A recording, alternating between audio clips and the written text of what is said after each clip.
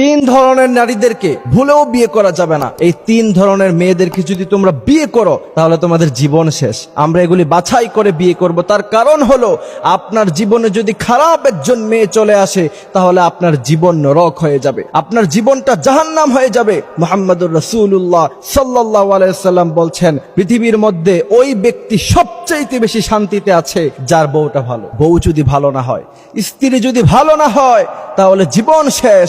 এই দুনিয়া তার কাছে জাহান্নাম মনে হয়, ঠিক কিনা? এই জন্য বিয়ে করার আগেই আপনাকে দেখতে হবে যে আপনি কাকে বিয়ে করছেন, সেটা আপনাকে জাস্টিফাই করতে হবে, আইডেন্টিফাই করতে হবে।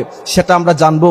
ইমাম গাজ্জালী রাহমাতুল্লাহি আলাইহি তিনি একটি কিতাবের মধ্যে উল্লেখ করেছেন যে বিয়ের ক্ষেত্রে তিন ধরনের মেয়েদেরকে বাদ দিয়ে দিতে হবে, এদেরকে বিয়ে করা যাবে না। এখন বলবা যে হুজুর, তাহলে এদেরকে বিয়ে করবে কারা? আল্লাহ পাক কোরআনুল কারীমের মধ্যে স্পষ্ট বর্ণনা করেছেন, আল খাবিসাতু লিল খাবিসিন ওয়াত তাইয়িবাতু লিত তাইয়িবিন। একজন খারাপ ছেলের জন্য খারাপ মেয়ে, একজন খারাপ মেয়ের জন্য একজন খারাপ ছেলে। এই জন্য জীবনে যদি মানসিক শান্তি চাও, তিন ধরনের মেয়েদেরকে অবশ্যই বাদ দিয়ে তারপরে বিয়ের ক্ষেত্রে তোমাকে আগাতে হবে। ইমাম গাজ্জালী রাহমাতুল্লাহি আলাইহি বলছেন, প্রথম নাম্বার হলো আহেরা, অর্থাৎ যে মেয়ে প্রচন্ড পরিমাণে সাজসজ্জা পছন্দ করে। আজকাল মেয়েদের ট্রেন্ডিং এটা। সকালবেলা স্কুলে যেতে হলেও মেয়েরা সাজসজ্জা করে। ছেলেদেরকে আকর্ষণ করার জন্য যে সমস্ত মেয়েরা সাজসজ্জা করে স্কুলে প্রবেশ করে, বুঝতে হবে এদের চরিত্র খারাপ, ঠিক কিনা? এই জন্য প্রিয় ভাইরা আমার, খেয়াল রাখতে হবে, মেয়েদেরকে ইসলাম বোঝাতে হবে।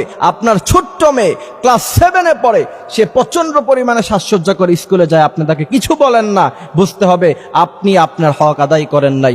বাবা মার হিসাবে কিয়ামতের ময়দানে আল্লাহ পাকের কাছে আপনাকে জবাবদিহিতা করতে হবে। এই জন্য প্রিয় ভাইয়েরা আমার, নিজের মেয়ের ক্ষেত্রে খেয়াল রাখবেন, সে স্কুলে যায় এত সাজসজ্জা কেন, সে কলেজে যায় এত সাজসজ্জা কেন, তাকে বোরকা পরিয়ে তারপর তাকে কলেজে পাঠান, দেখবেন তার চরিত্রের হেফাজত হয়ে যাবে। ইমাম গাজ্জালী রাহমাতুল্লাহি আলাইহি বলছেন, দ্বিতীয় নাম্বার নাবিসা, অর্থাৎ যে মেয়ে প্রচন্ড পরিমাণে জিদি এবং অহংকারী। অহংকারী কিছু মেয়ে আছে, মেয়েদের ক্ষেত্রে অহংকার মানায় না। আপনি যদি জিদি হন, সংসার করতে পারবেন না।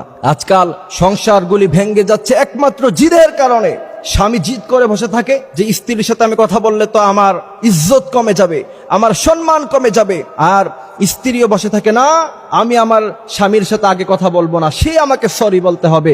এমন অহংকার মেয়েদের মধ্যে আছে না নাই?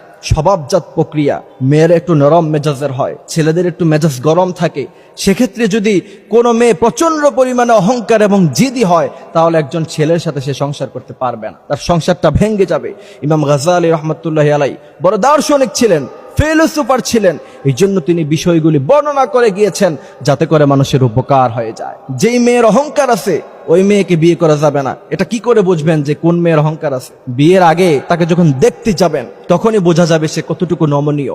সে যদি আপনার চোখের দিকে তাকিয়ে কথা বলে তাহলে বুঝবেন যে এই মেয়ে তো নমনীয় না। এই জন্য প্রিয় ভাইরা আমার, আবার খেয়াল রাখতে হবে, পারিবারিক ভাবে আপনি জিজ্ঞাসা করবেন যে মেয়েটা আসলে ভদ্র কিনা, তারপর তাকে বিয়ে করতে হবে। তৃতীয় নাম্বারে আসেন, যে মেয়ে প্রচুর পরিমাণে খরচ করে, আপনার এবিলিটি কম, প্রচন্ড পরিমাণে আপনি তাকে দিতে পারবেন না, খরচ আপনি করতে পারবেন না, তাহলে আপনি আপনার উপরে, আপনার থেকে আপার লেভেলে যে সমস্ত মেয়েরা আছে তাদেরকে বিয়ে করতে যাবেন না। কারণ হচ্ছে, একজন ছেলে থেকে মেয়ের পরিবারটা যদি একটু নিচু হয় তাহলে সংসারটা খুব সুন্দর হয়। আর যদি ছেলে থেকে মেয়ের পরিবার যদি আপার লেভেলের হয় তাহলে সংসার বেশি দিন টিকে না। এটা আপনি খোঁজ নিয়ে দেখবেন, তাহলে বুঝতে পারবেন। আল্লাহ সুবহানাহু ওয়া তাআলা আমাদেরকে কথাগুলি বোঝার তৌফিক দান করুক, আমিন।